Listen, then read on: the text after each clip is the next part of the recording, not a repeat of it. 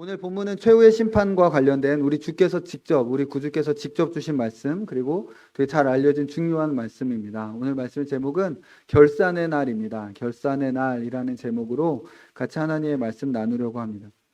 오늘 본문은 14절 15절에 보면 이렇게 시작합니다. 또 어떤 사람이 타국에 갈 때 그 종들을 불러 자기 소유를 맡긴과 같으니 각각 그 재능대로 한 사람에게는 금 5달란트를, 한 사람에게는 2달란트를, 한 사람에게는 1달란트를 주고 떠났더니, 이 본문을 통하여 먼저 이 주께서 이 본문을 듣는, 이 말씀을 듣는 이들에게 알려주시고 싶은 것은 우리는 모두 달란트를 받은 자들이라는 것입니다.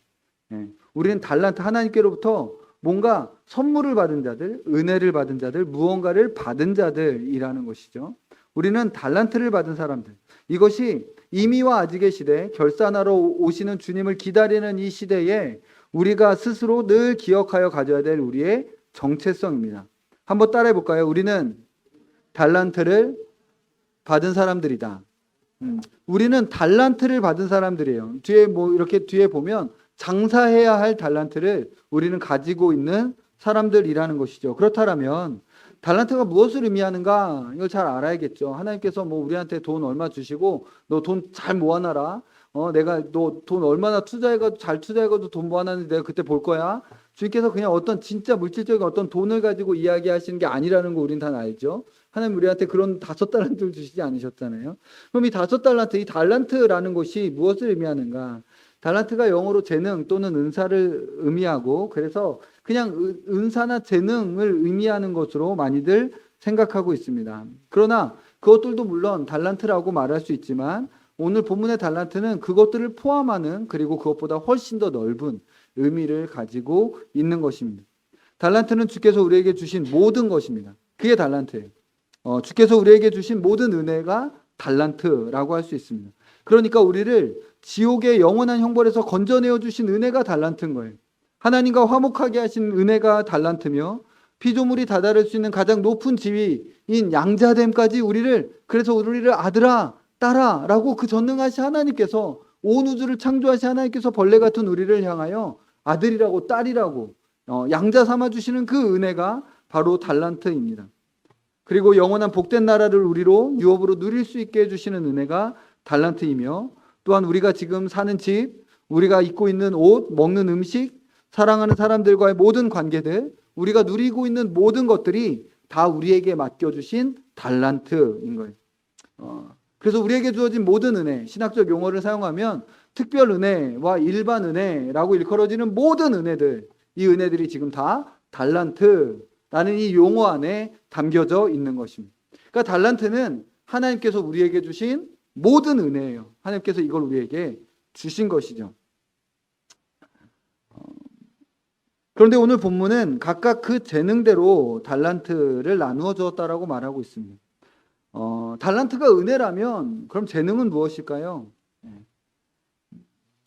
달란트가 하나님의 은혜로서 하나님으로부터 주어진 모든 선한 것이라면 본문의 그 재능은 그 은혜를 상대적으로 많이 받게 하거나 적게 받게 하는 그 무엇이 되겠죠. 그렇다면 한번 생각해 보세요. 무엇이 우리로 더 은혜를 많이 받게 하는가?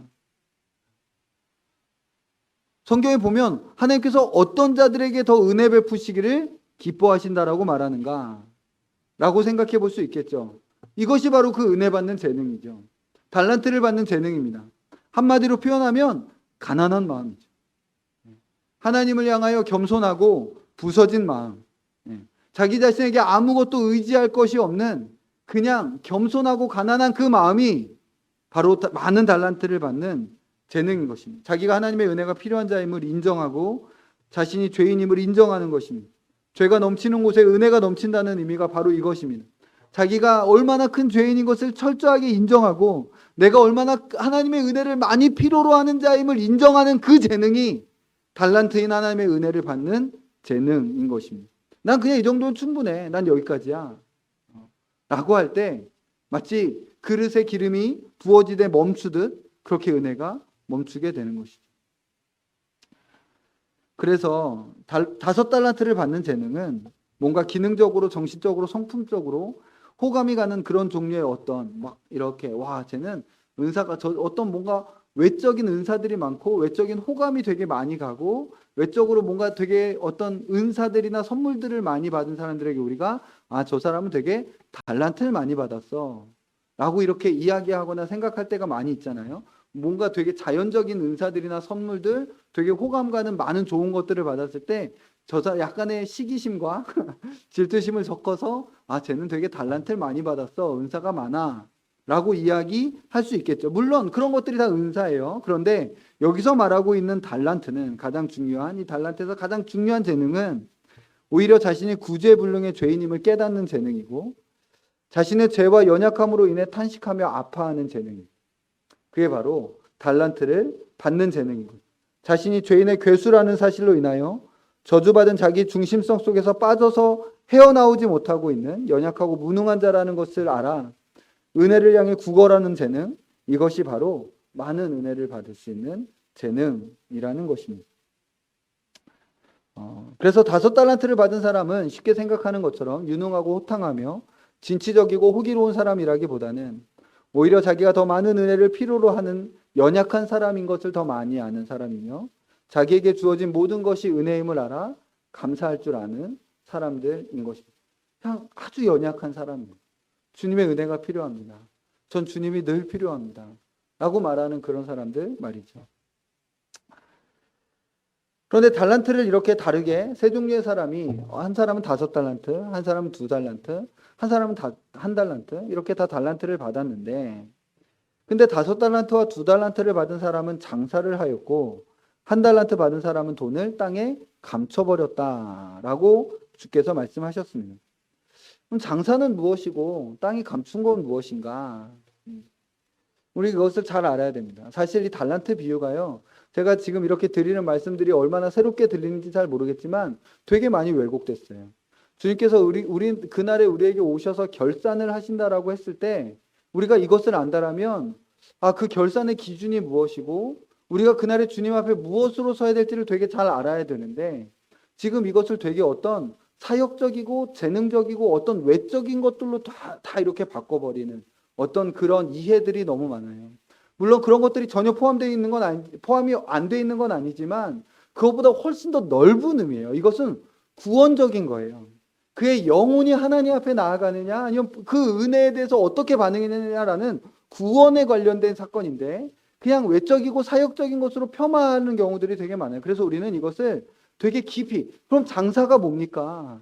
그럼 땅에 묻어둔 게 뭡니까?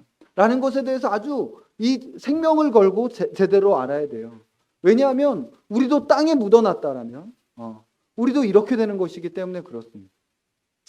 그래서 오늘 그러면 장사한다라는 것이 무엇인가 라고 했을 때 이것은 달란트를 가지고 장사한다는 것은 우리에게 주어진 은혜가 죽지 않고 활동해야 한다는 것을 의미합니다. 은혜가 우리에게 주어진 은혜가 우리 안에서 활동하고 역사해야 한다라는 것을 의미하는 것이죠. 5달란트 받은 자는 5달란트를 남기고 2달란트 받은 사람은 2달란트를 남겼다라는 사실은 주어진 은혜가 은혜의 작용을 했다. 은혜가 은혜를 낳았다라는 것을 의미하는 것입니다.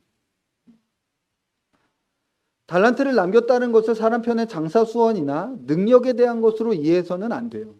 주님은 그런 걸로 우리의 구원 여부를 결정하지 않으십니다. 달란트를 남기는 것은 우리의 능력으로 무엇을 해내는 것과 관련된 것이 아닙니다. 이것은 오직 은혜의 능력과 은혜의 작용에 관한 것입니다. 우리에게 주어진 은혜는 그 열매를 맺는 그런 능력이 있는 은혜라는 것입니다. 이것이 누가복음의 이 달란트 비유랑 되게 비슷한 문화 비유가 있잖아요. 문화 비유를 보면 종들의 고백에서 잘 드러납니다. 거기서 보면 우리 이 번역된 성경에서는 당신의 한 문화로 10문화를 남겼나이다 이렇게 표현을 해요. 한 문화로 몇 문화를 남겼나이다 이렇게 표현을 하는데 원문에서 보면 당신의 한 문화가 10 더 이익을 만들어냈습니다 라고 해서 주어를 한 문화에다 넣어요.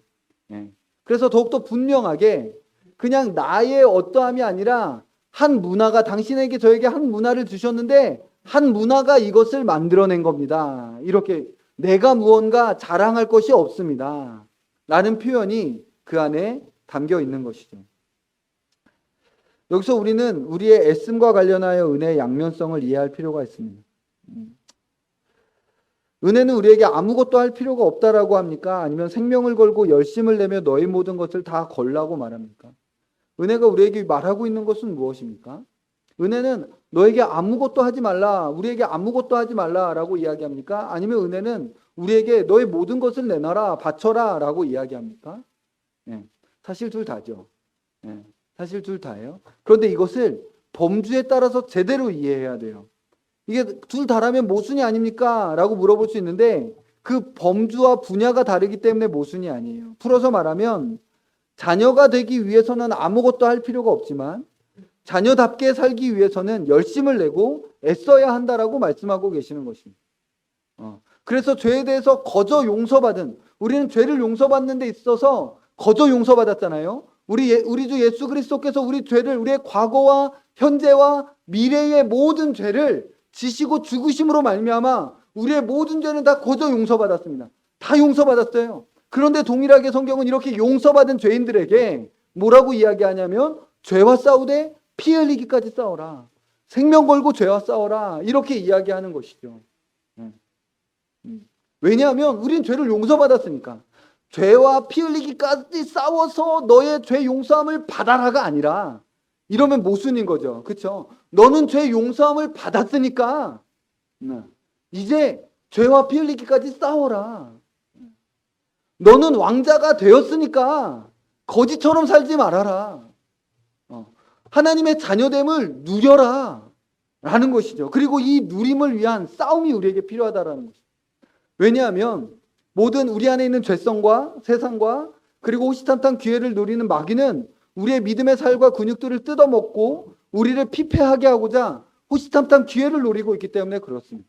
그래서 정신을 차리고 있지 아니하면 우리의 믿음은 너덜너덜해지고 우리는 불신자와 방불한 종류의 삶, 그런 마음과 태도와 자세로 그냥 불신자처럼 사는 거예요. 그래서 이 누림을 잃어버리게 되기 때문입니다. 그래서 이것이 은혜의 작용, 이 은혜를 받은 자로서 마땅히 해야 될 작용에 대하여 이야기하는 거죠. 그러나 또한 동시에 이 장사하는 자들은 항상 성공하는 자들도 아니라는 사실 또한 기억해야 됩니다. 세상의 유혹에 넘어가고 사자에게 물어뜯겨진 너덜너덜해진 믿음을 가지고 실패하고 연약해진 모습 그대로 주님께 나아가는 것 또한 열심히 장사하는 사람의 모습입니다. 나는 실패했고 나는 넘어졌고 나는 부족하고 난 또 같은 잘못을 또 범해도 그래서 모든 내 안의 죄성과 마귀는 너는 하나님 앞에 나아갈 자격이 없어. 넌 나가지 마. 넌 나가서는 안 돼. 라고 우리를 뜯어 말리는데 그래도 내가 갈 곳은 그리스도 앞에밖에 없다. 라고 하여 그냥 천부여 의지 없어서 손들고 옵니다. 라고 주님 앞에 나아가는 사람 또한 열심히 이 달란트로 장사하고 있는 사람. 은혜가 작용하고 있는 사람이라는 것이죠. 그래서 우리의 장사에 어쩌면 더 주된 부분과 많은 부분은 우리가 이 은혜의 작용에 성공하여 감사하는 것이라기보다는 오히려 우리의 실패와 연약함과 못남과 어리석음을 고백하며 그저 주 앞에 나아가 회개하며 우는 것. 이것이 바로 5달란트 장사한 사람의 주된 삶의 모습이었을 것입니다. 5달란트 장사한 사람의 삶의 모습은 꼭 이렇게 나 이렇게 장사하고 나 이거 잘했습니다. 얘 모습이 아니라 그의 삶의 주된 모습은 죄와 싸웠지만 또 그 죄에 넘어가고 실패한 채로 또 주님 앞에 나아가고 주님 도와주세요. 저는 연약합니다. 라고 이렇게 살았던 사람인 거예요. 근데 그 사람에게 하나님께서 잘하였다. 착하고 충성된 종아. 라고 말씀해 주신다라는 것이죠. 그렇게 주님 앞에 나아갈 때 정죄하지 않으시고 불쾌하지 않으시고 조금도 머뭇거리거나 주저하지 않으시고 그저 우리를 안아주시며 품어주시는 그 주님의 품 안에서 그 은혜를 경험하는 것, 이것이 바로 장사하는 사람의 삶의 모습인 것입니다. 이런 은혜를 받은 사람들은 자연스럽게 그 은혜를 흘려보내게 되어져 있습니다. 그래서 그 은혜를 흘려보내는 가장 되게 중요하고 주요한 모습이 그 다음 비유에서 나오는데 어떤 비유입니까? 양과 염소의 비유가 이제 그 다음에 나오는 거예요. 예. 바로 형제들 중에 가장 작은 자들, 아무도 주목하지 못하는 자들, 그냥 바로 나와 같이 뭔가 이렇게 내 모습처럼 연약하고 못난 그 모습대로 있는 그 사람에게 나아가 주께서 나에게 해주신 그대로, 주님께 받은 은혜와 용납해 주심 그대로 그 작은 형제들을 대해주는 것. 여러분, 그 양과 염소의 비유에서 나오는 너희 중에 있는 가장 작은 자에게라는 이 사람은 그냥 누구나 돕고 싶어하는 연약한 모습을 가지고 있는 사람이라고 우리 스스로 상상해버리면 안 돼요. 네. 교회 안에 있지만 모난 것도 많고 찌르는 것도 많고, 그냥 조금만 가까이 가려고 하면 다가오지 말라고 그러고, 계속 뭔가 그냥 저러고 막 그냥 공격하는 태도로 계속 문제를 일으키는 그 사람. 그 사람이 너희 중에 있는 가장 작은 형제인 것이다. 그리고 그에게 한 것이 바로 나에게 한 것이다.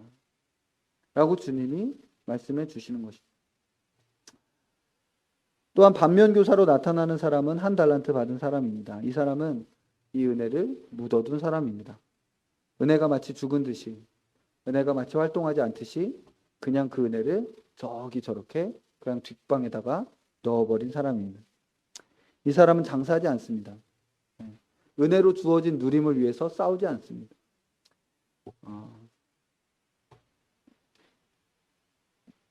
이 사람은 주어진 은혜에 의해 세상과 은혜로 말미암아 세상과 막 이렇게 믿음으로 싸우다가 실패한 사람이 아닙니다. 그 싸움의 패배로 아파하고 괴로워하고 힘들어하는 사람이 아닙니다. 이 묻어둔 사람은 이 은혜에 관심이 없는 사람입니다.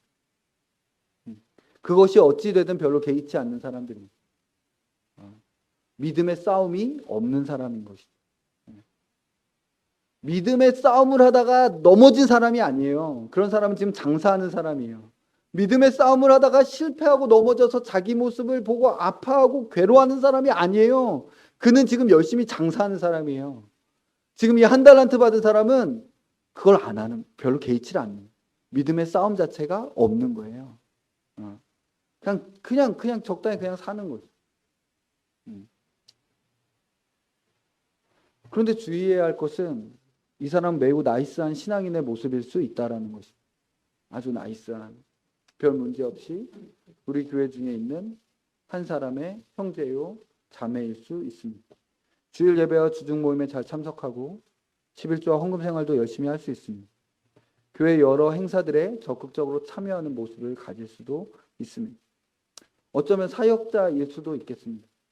주님의 이름으로 예언하고 귀신을 쫓고 큰 능력과 기적을 행하는 사람일 수도 있습니다.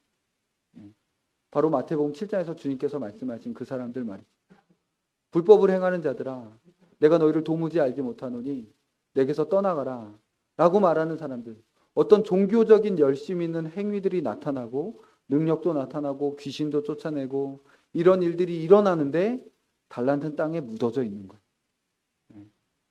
그래서 바깥 어두운 곳에서 슬피 울며 이를 갈게 되는 것이죠.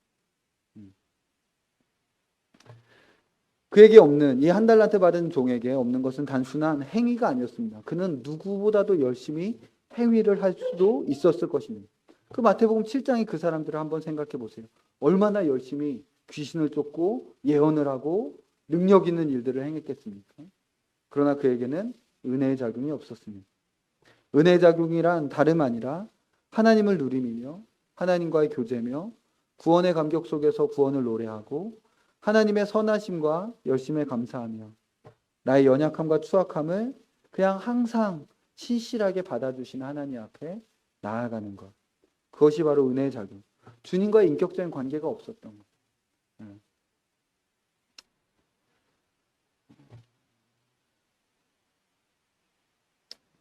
그럼 이 결산의 결과에 대해서 한번 봅시다. 악한 종부터 먼저 봅시다. 악한 종은 어떻게 됐습니까? 주님은 여기서 달란트를 묻어둔 사람의 특징을 그의 입을 통해서 드러내고 계십니다. 우리 같이 말씀 한번 읽어볼까요? 24절입니다. 한 달란트 받은 사람이 달란트를 묻어둔 이유입니다. 그리고 한 달란트 받은 사람의 특징이죠. 24절입니다. 같이 읽겠습니다. 시작.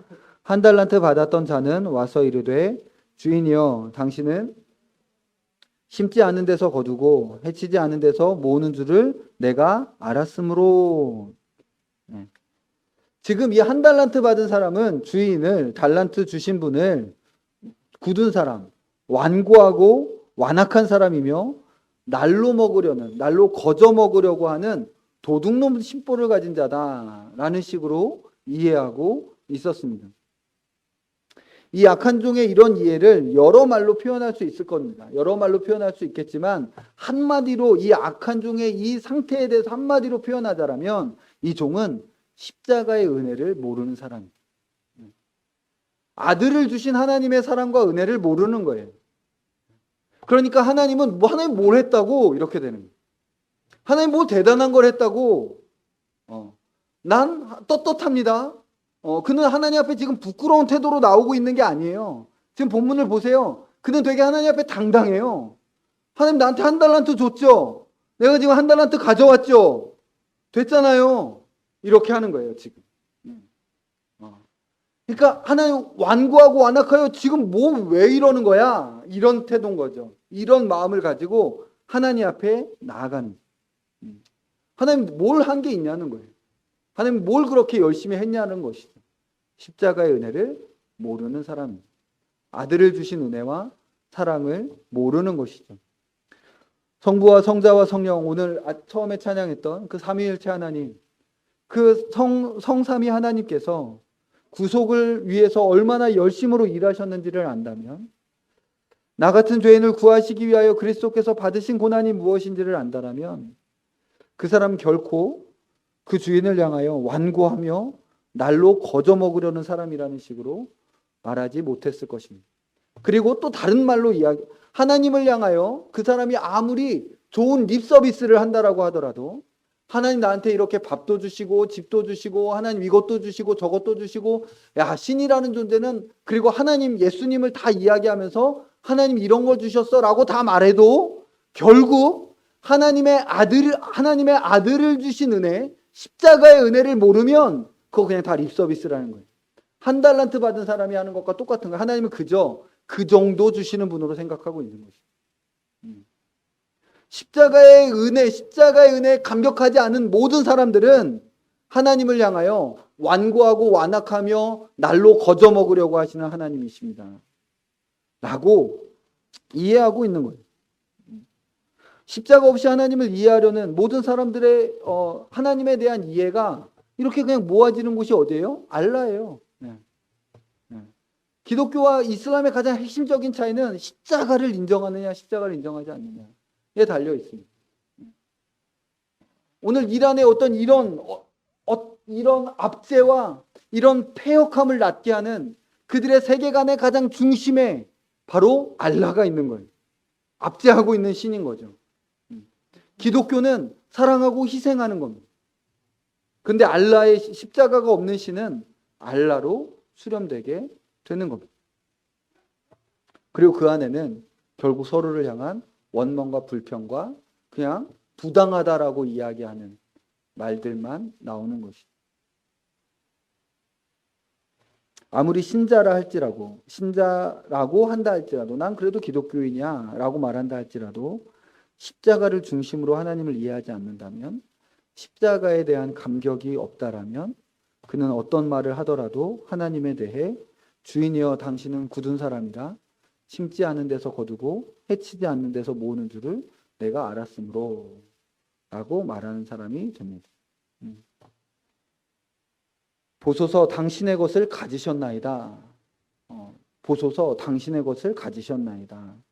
하나님 앞에 당당하게 말하면서 나한테 뭘 더 바란다라면 그거 하나님 불의한 겁니다. 내 잘못 아니에요. 하나님이 지금 나한테 잘못하고 있는 거예요. 하나님 저한테 잘 하셔야 됩니다. 나 분명히 당신의 것 지금 드렸습니다. 끝이에요. 계산. 하나님 앞에 그렇게 당당할 수 있는 사람들. 이런 사람의 결국은 바깥 어두운 데서 슬피 울며 이를 갈게 되는 것이라고 말합니다. 이것은 한편으로 매우 끔찍하고 안타까운 판결이지만 다른 한편으로는 가장 정당한 판결입니다. 왜냐하면 은혜를 거절한 그들이 십자가를 거절한 그들이 은혜 없는 곳으로 가는 것이기 때문에 그렇습니다. 그럼 착한 종들의 결국은 어떻습니까? 5달란트 받은 사람은 5달란트를 남기고 2달란트 받은 사람은 2달란트를 남겼습니다. 그리스도의 은혜가 작용하여 그리스도 닮은 사람을 낳게 되었고 그리스도를 닮은 사람이 작용하여 또 다른 그리스도를 닮은 사람을 낳게 되었습니다. 이렇게 은혜의 작용에 참여한 사람의 결과는 바로 주인의 즐거움에 참여하는 것입니다. 여러분, 우리 하나님은 지극한 복락의 하나님이십니다. 우리 하나님은 지극한 기쁨의 하나님이십니다. 우리 하나님의 기쁨과 즐거움에는 조금의 결핍도 없어요. 하나님께서 지금 그 하나님의 주인의 즐거움에 피조물인 우리를 참여하라고, 들어오라고 지금 말씀해주고 계시는 것입니다. 주인의 즐거움에 참여해라. 주께서 오시는 그날에 주님께서 우리의 눈에 모든 눈물을 제거해 주실 것입니다. 이 말은 슬픔을 제거해 주실 거라는 거죠. 여러분, 예수 그리스도를 믿어도 슬픔이 있습니다. 이 땅 가운데 그리스도인의 삶을 살아갈 때 슬픈 일들이 많이 있죠. 그러나 그날에 주께서 다시 오실 때에 우리의 눈에서 눈물을 닦아주실 때에 우리는 더 이상 슬픔이 없게 될 겁니다. 주인의 기쁨에 온전히 참여하게 되는 것이죠. 마지막으로 여기서 넘어서야 할 이 비유의 한계를 하나 더 뒤에서 양과 염소의 비유가 보충해주고 있는 이 비유로서 나타나는 한계가 있어요. 그것에 대해서 이야기하고 말씀을 마무리하려고 합니다. 달란트 비유에서는 종들이 자신이 얼마를 남기고 얼마를 남기지 못했는지에 대해서 분명하게 알고 대답하는 것으로 나오지만 뒤에 나오는 양과 염소의 비유에서는 오히려 그렇지 않죠. 양과 염소는 둘 다 뭐라고 이야기합니까?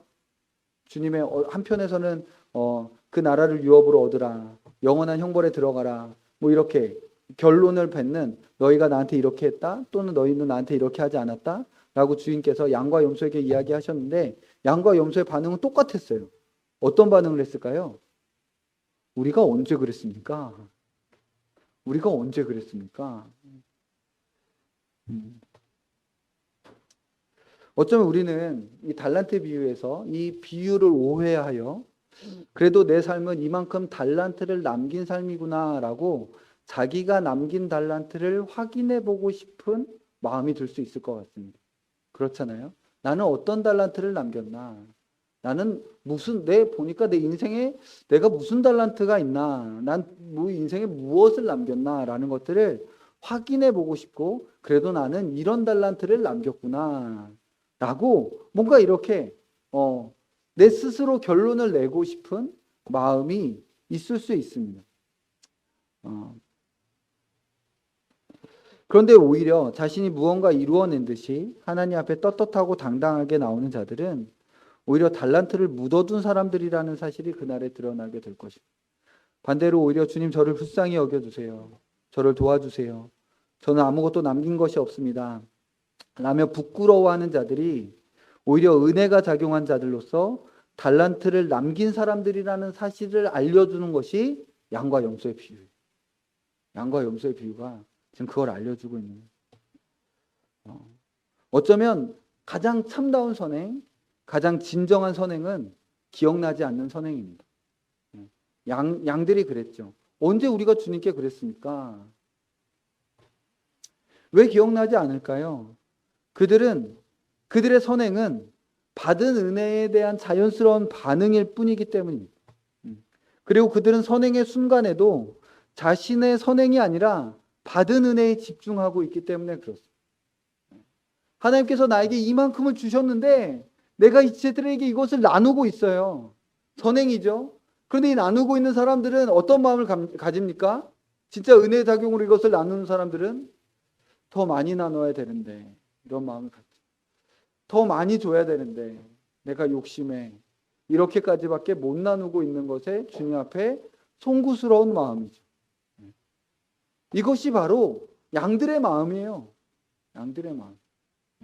주님, 내가 저들에게 나누는 그 무엇이 아니라 주님께서 나에게 얼마나 선대해 주셨고 주님께서 나를 얼마나 큰 것을 주셨는지를 바라보고 있는 것이죠. 그래서 10,000달란트 받은 사람, 탕감받은 사람은 100데나리온을 탕감해 줄 수 있는 거예요. 100데나리온에 집중하면 100데나리온은 탕감해 줄 수 없습니다. 100데나리온은요, 장정이 100일이라는 거예요. 그날은 그때는 뭐 매일 그렇게 일할 수 있는 여건도 아니었기 때문에 100일 일했다라고 그러면 한 1년 일한 거예요. 지금 일하면 연봉쯤 되는 거죠. 3천만 원, 5천만 원이라고 해봅시다. 100데나리온을 탕감을 어떻게 해줍니까? 연봉 3천만 원, 5천만 원을 그래 안 빌린 걸로 해줄게. 그거 어떻게 해줍니까? 그건 못 해주는 거죠. 해줄 수 있는 방법은 하나밖에 없어요. 내가 10,000달란트 탕감받은 사람이라는 것을 아는 거예요. 거기에 집중하면 되는 것입니다. 반대로 어쩌면 가장 나쁜 악행도 기억에 나지 않는 악행일 것입니다. 그들의 주인은 불의한 자여서 자신은 그에 대해 정당하게 행동했다고 믿고 있기 때문일 것입니다. 이제 말씀을 마무리하려고 합니다. 달란트 비유로 쭉 이 달란트가 무엇을 의미하고 우리가 이 달란트로 장사하는 삶이 어떤 삶이라는 거에 대해서 나눴습니다. 오늘 우리가 이렇게 목요일에 나와서 시간을 들여서 하나님을 찬양하고 예배하고 잃어버린 민족과 나라들을 위하여 기도하고 우리 주 예수 그리스도의 다시 오심, 주께서 기도하라고 하신 것처럼 나라에 임하옵시며 라고 기도하라고 말씀해 주신 것처럼 영광의 나라가 도래하도록 시간을 내어 이렇게 나아온 이 모든 것이 은혜의 작용일 것입니다. 우리는 지금 장사하고 있는 삶을 살고 있는 것이죠. 이런 모든 말들을 나눴지만 제일 급선무로 우리가 들어야 할 말씀, 그리고 오늘 꼭 기억해야 될 말씀은 어쩌면 19절에 오랜 후에 그 종들의 주인이 돌아와 그들과 결산할세 라는 말씀일 것입니다. 주님이 오셔서 결산하실 것입니다. 주님이 오셔서 결산하실 것입니다. 그리고 주님은 여기 보면 본문에 이 비유를 하시면서 오랜 후에 라고 이렇게 말씀하십니다. 초림과 재림의 사이의 시간이 단지 짧지 않고 어떤 오랜 후에 시간들이 될 것을 암시해주고 계시는 겁니다.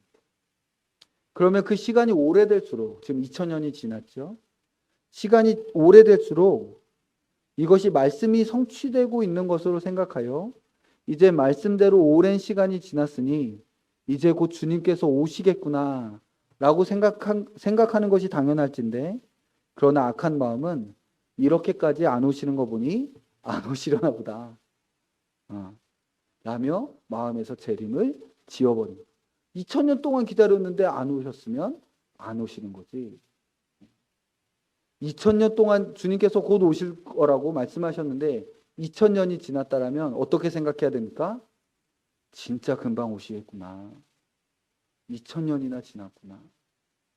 라고 생각하는 것이 은혜 받은 자들의 고백이고 마음인 겁니다. 결산의 날이 옵니다. 주께서 산자와 죽은 자를 심판하러 저리로서 오시고 계십니다. 여러분 2022년이 저물어가고 있습니다. 벌써 10월이 됐어요. 여러분의 2022년을 결산하면 2022년 한 해가 어떠셨습니까? 여러분 한 해의 결산과 여러분의 인생의 결산이 다르다라고 생각해서는 안 됩니다. 2022년의 한 해의 결산과 우리가 주님 앞에 나아갈 그 인생의 결산이 다르지 않아요. 한 해가 쌓여서 그렇게 10년이 되고 그렇게 10년이 쌓여서 인생이 되는 것입니다. 주께서 이 말씀을 주심으로 미리 우리의 삶에 결산하며 이 말씀의 원리대로 그날을 준비하라고 주시는 말씀인 것이죠. 넘치는 은혜를 받아 매우 당연하고 자연스럽게 주님 앞에 송구하고 죄송스러운 마음으로 연약하고 부족한 마음 가지고 늘 나아가며 또한 우리 중에 가장 작은 자에게 그 은혜를 흘려보내는 우리의 삶이 되기를 소망합니다. 주께서 곧 오셔서 결산하실 것입니다. 그리고 착하고 충성된 종아 나의 즐거움에 참여하자. 너희를 위하여 예비된 나라를 상속받으라 라고 말씀해 주실 것입니다. 그날에 보좌 앞에서 영원히 기뻐하고 즐거워합시다. 아멘. 찬양하겠습니다.